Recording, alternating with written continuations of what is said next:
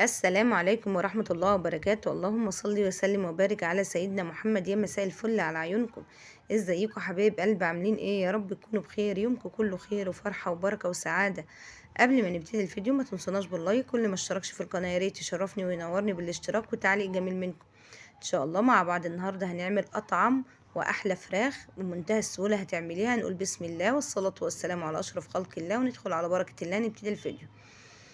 اول حاجه يكون معانا فراخ متقطعه، معانا التوابل بتاعتنا بقى ملح، بابريكا، فلفل اسود وكمون ورق لوري وحبهان، ومعانا طماطم متقطعه، وكمان يجي 4 بصلات كده متقطعين.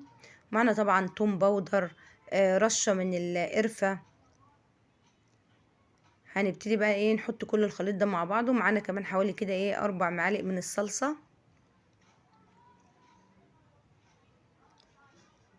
الفراخ طبعا نقعينها وغسلينها كويس ومقطعينها. الفراخ دي يا جماعة سهلة جدا وسريعة، يعني لو جالك عزومة على غفلة كده او ضيوف او انتي مش عارفة تعملي اكل ايه وجبتيها، وبتطلع كمان طعمها في منتهى الجمال. يعني ممكن ساعتين 3 كده تشتغلي فيها تدخلها الفرن. سهلة جدا وسريعة كلها كده في صينية واحدة. بعد ما حطينا بقى البصل والطماطم وكمان التوابل والصلصة، بنقلب بقى كل الخليط الامر ده مع بعضه.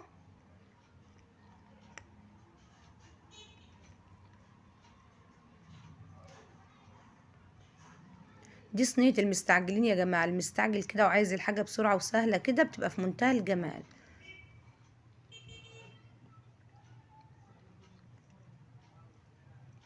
نتأكد بس ان احنا خلطنا كل المكونات.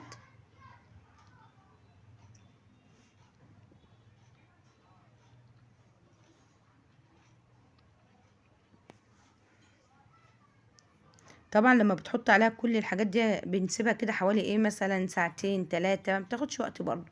حطينا كده حوالي مثلا ايه كوباية من المية.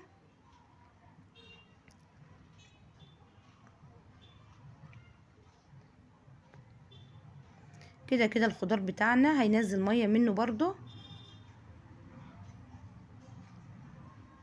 خلطة تحفة بتطلع معانا الفراخ طعمها هايل.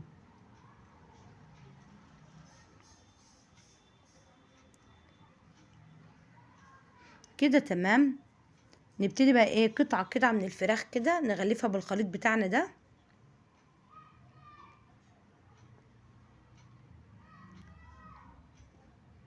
نحط كده شوية من الفراخ ونحاول نغلفهم كده بالخليط. نتأكد ان القطعة كده اتشبعت من الخليط بتاعنا اللي احنا عاملينه اللي في منتهى الجمال. هيطلع لك فراخ تطعيمة هايلة. ان شاء الله تجربوها كده وتقولوا رأيكم في الكومنتات ايه. بعد ما هنخلصها بقى كده ونغطيها ونسيبها ساعتين 3، فرننا ساخن على درجة حرارة 220. هنحطها زي ما انتم شايفين كده على الصاجة، وبعد كده بترفعها على السلك. هي مبتاخدش سوا خالص، بتطلع معانا يا جماعة هايلة. شايفين طلع معانا تحفة وريحتها كمان في منتهى الجمال. بكده بقى خلصنا وصفتنا. يا رب تعجبكم وتنور رضاكم ونكون دايما عند حسن ظنكم.